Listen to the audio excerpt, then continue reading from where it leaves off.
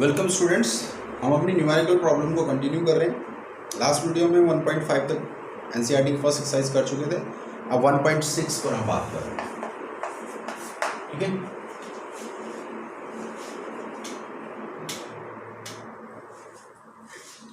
तो 1.6 में क्या कह रहा है कि 4 point charges QA, QB, QC और QD हैं। ठीक है, और किसी स्क्वायर के कॉर्नर पे रखे हुए हैं QA, QB, QC and QD। ठीक है,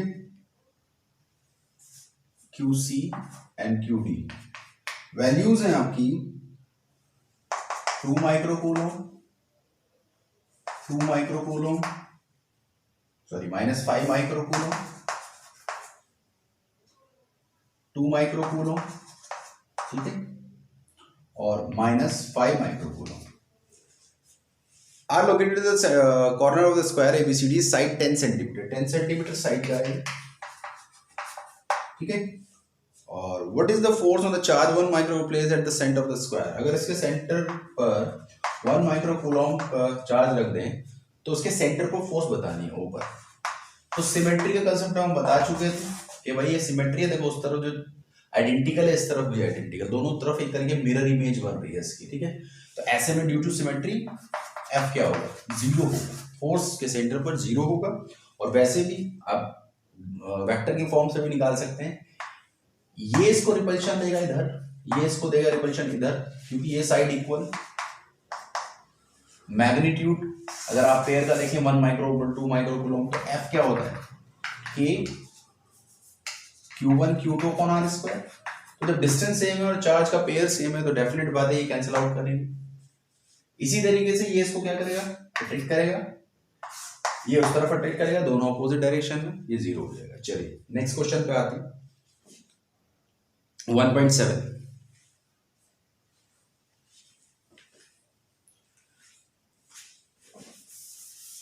जो कि एक थ्योरेटिकल कंसेप्ट है। 1.7 न्यूमेरिकल नहीं है, बस कंसेप्ट है, पढ़ चुके हो आप।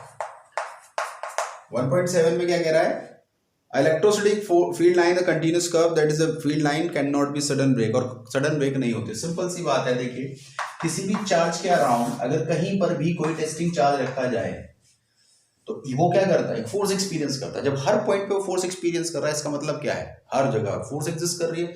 तो अगर आप उसको पाथ को ट्रेस करेंगे तो कहीं भी कोई ऐसा पॉइंट नहीं होगा जिस पर वो फोर्स एक्सपीरियंस नहीं करेगा। तो यानी कि इसको जब आप ट्रेस करेंगे तो ये कंटिन्यूअस कर्व बनाएगा। तो इसीलिए इलेक्ट्रिक जो लाइन ऑफ फोर्स हैं वो कंटिन्यूअस इन नेचर होती है। क्लियर। नेक्स्ट में कह रहा है ये सडन ब्रेक इसीलिए क्योंकि कोई भी पॉइंट ऐसा नहीं है जहां पर फोर्स एक्सपीरियंस नहीं कर रहा। Explain why the two field line never cross to each other at any point. ये प्रॉपर्टी है, अगर करती हैं, लेट हम मान लेते हैं करती हैं, तो उस पर 2 टेंजेंट ड्रॉ की जा सकती है उस पर्टिकुलर पॉइंट पर। और 2 टेंजेंट एक ही पॉइंट पे 2 डायरेक्शन इलेक्ट्रिक फील्ड की दिखा रही है, जो कि पॉसिबल नहीं है। चलिए, तो ये 1.7 हो गया। 1.8 पे आते हैं।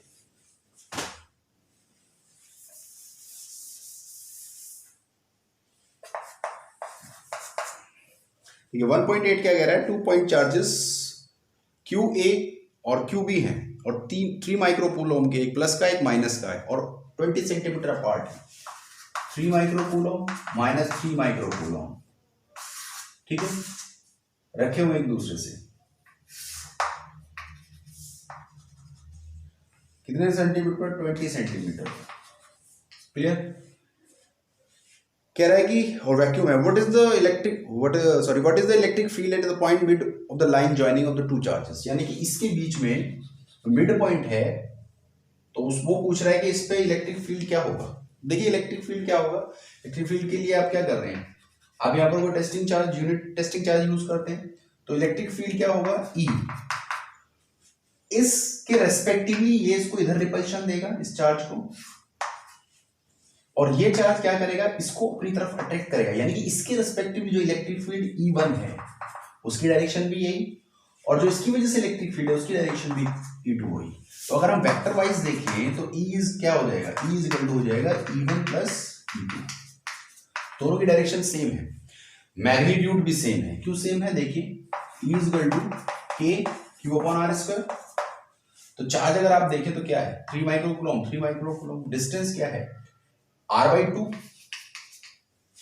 इनके लिए r/2 ले रखा है, तो फॉर्मूला तो 2e आप कैलकुलेट कर सकते हैं। तो 2 इंटू ई क्या है 9 इंटू 10⁹, क्यू की वैल्यू 3 इंटू 10⁻⁻6, क्लियर। और r कितना है r/2 यानी कि 10 इंटू 10⁻² का स्क्वायर, क्योंकि हमने इसको मीटर में कन्वर्ट कर लिया सेंटीमीटर से, इसलिए 10⁻² कर दिया। तो क्या हुआ 18 इंटू 3, सिंप्लीफाई करेंगे 3 आ गया, ठीक है। नीचे 10 की पावर 100 इंटू 10⁻⁴, इसको सिंप्लीफाई किया तो ये 10⁻² रह गया, ऊपर जाके ऐड हो जाएगा 3 इंटू 10⁵ ठीक है। तो ये हो गई 54 इंटू 10⁵ न्यूटन पर कूलम, क्लियर। ये आपकी इलेक्ट्रिक फील्ड इसके मिड पॉइंट पे काम करेगा। दूसरा क्वेश्चन है इसमें सेकंड पार्ट, वो कह रहा है कि if the negative test charge of magnitude magnitude 1.5 10⁻⁹ coulomb is place at this point, what is the force experienced by the test charge. उसने यहां पर test charge, unit testing charge होता है जो इलेक्ट्रिक फील्ड हम कैलकुलेट करते हैं, उसको उसने उसकी कोई वैल्यू दी है। उसने कहा है कि अब टेस्टिंग चार्ज यूनिट नहीं है, उसने कहा जो टेस्टिंग चार्ज की जो वैल्यू है Q0 की जो वैल्यू है वो -1.5 इंटू 10⁻⁹ कूलम की है। तो अब आपको बताना है कि जो फोर्स है वो टेस्ट चार्ज कितना एक्सपीरियंस करेगा। देखिए ध्यान से देखिए, ये टेस्ट चार्ज माइनस में है तो ये वाला चार्ज इसको क्या करेगा अट्रैक्ट करेगा इस तरफ F1, ये वाला माइनस में तो ये इसको रिपल करेगा F2। चार्जेस के पेयर आइडेंटिकल हैं, देखो 1.5 3, इसमें भी 1.5 और 3 और डिस्टेंस भी r/2 है, तो यानी कि फोर्स क्या हो जाएगी F = 2F, ठीक। और 2F की वैल्यू क्या होगी 9 into 10⁹ into Q1 Q2, 3 into 10⁻⁶, Q2 कितना है 1.5 into 10⁻⁹, clear, divide by r², r वही 10⁻² का होल स्क्वायर, सिंप्लीफाई कर दीजिए 2 इंटू 9 इंटू 3 इंटू 10 की पावर 9 से प्लस की पावर कैंसिल आउट हो गई 6, डिवाइड बाय वही 10⁻² बचेगा इसमें, ठीक है। और ये ऊपर चला जाएगा तो 2 इंटू 9 इंटू 3 इंटू 10 की पावर -4, क्लियर। तो कितना हुआ ये, तो ये हो गया आपका 54,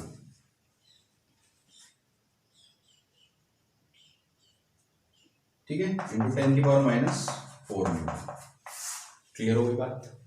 तो इस तरीके से ये फोर्स कैलकुलेट हो जाएगी। अब इसमें चलते हैं 1.9 पे जल्दी से।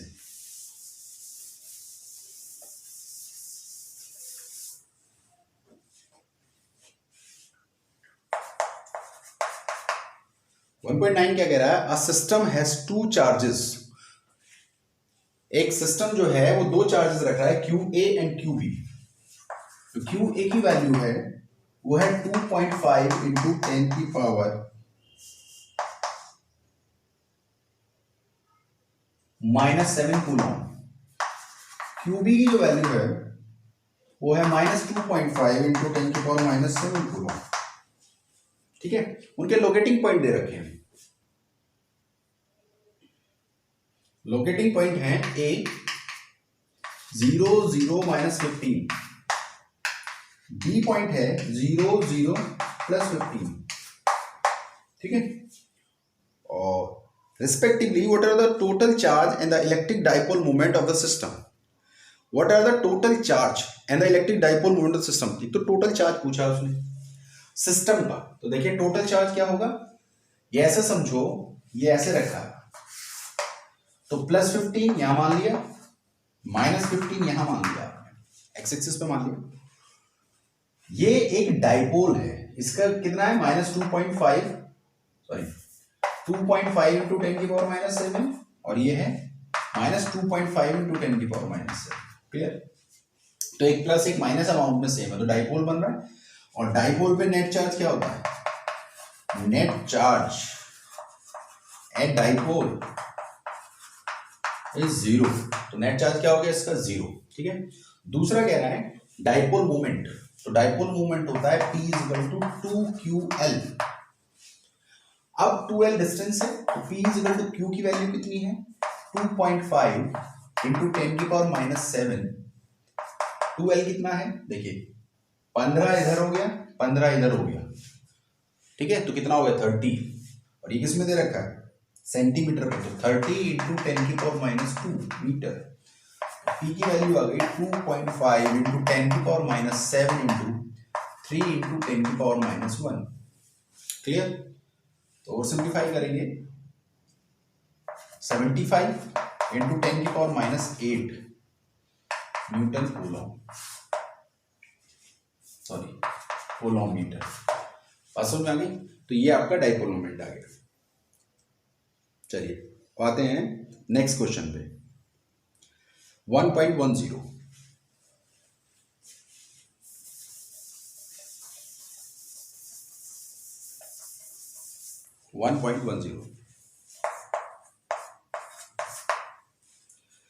an electric dipole with a dipole moment दिया है P is equal to 4 into 10 की पावर -9 कूलॉम मीटर।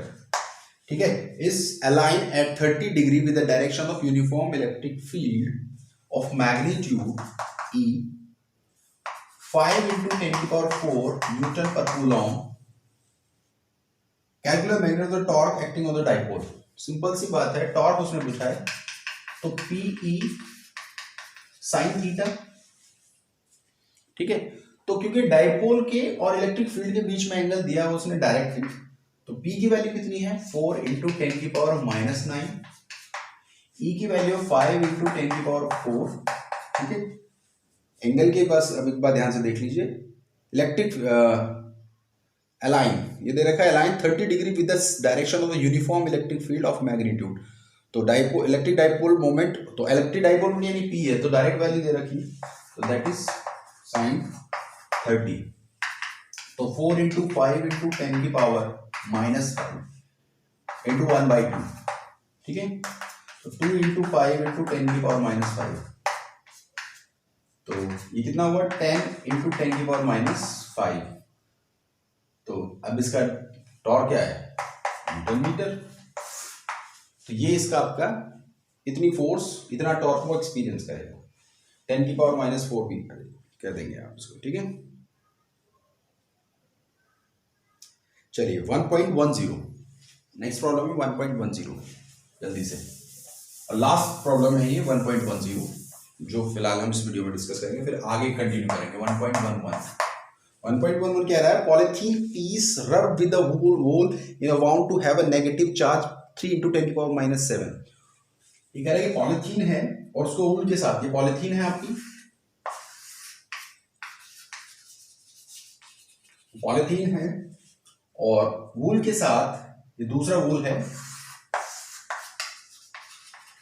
वूल के साथ रब कर दिया है। ठीक है, और कह रहा है found the have the negative charge 3 into polythene please rub with the whole with have negative charge, यानी पॉलीथीन पे आ गया नेगेटिव चार्ज कितना -3 इंटू 10 की पावर -7 कूलॉम का।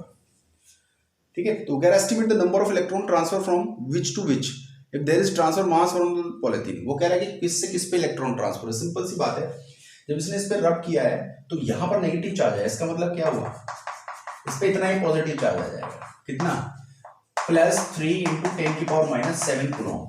तो ट्रांसफर कहां हुए हैं, electron transfer from wool to polythene. ठीक है,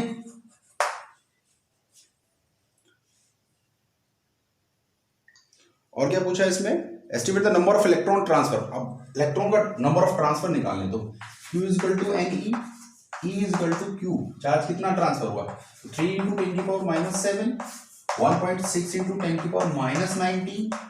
तो सिंप्लीफाई करेंगे 3 इंटू 10 की पावर ये ऊपर जाएगा तो कितना होगा, तो ये ऑलमोस्ट आपका बचेगा 12। ठीक है, तो 1.6, तो इसको आप और अप्रोक्सीमेटली सॉल्व कर लीजिए 30 इंटू 10⁻11 1 पॉइंट और सिंप्लीफाई 16 कर दीजिए, उसको और एक पावर ऊपर कर दीजिए तो 12 हो जाएगा। ठीक है, कुछ इस तरीके से आ जाएगा। तो 16 दूनी 32 या 16 और 30 को डिवाइड कर दीजिए, 2 से और सिंप्लीफाई कर दीजिए 15। ठीक है, और ये हो गया 15/8 इंटू 10⁻12, इसको और सिंप्लीफाई कर 15 8 0.0। तो कुछ इस तरीके से आगे भी सिंप्लीफाई हो जाएगा। ठीक, तो ऑलमोस्ट 1.8 इंटू 10⁻12 इलेक्ट्रॉन, इतने इलेक्ट्रॉन ट्रांसफर हुए हैं वूल से पॉलीथीन पर। ठीक है, और दूसरा कह रहा है is there transfer of mass from wool to poly, बिल्कुल होगा, क्योंकि इलेक्ट्रॉन के पास मास भी एग्जिस्ट करता है। तो जब जितने इलेक्ट्रॉन इधर ट्रांसफर होंगे उसके रिस्पेक्टिवली मास ट्रांसफर होगा। तो कितना मास ट्रांसफर होगा 1.8 इंटू 10⁻12, ये तो इलेक्ट्रॉन हो गए, इंटू 9.1 इंटू 10⁻−31 किलोग्राम, इतना मास ट्रांसफर होगा वूल से पॉलीथीन पे। क्लियर? तो यहां तक हम कंप्लीट करते हैं, आगे जो question rest of the question है वो नेक्स्ट वीडियो में करेंगे। Thank you students.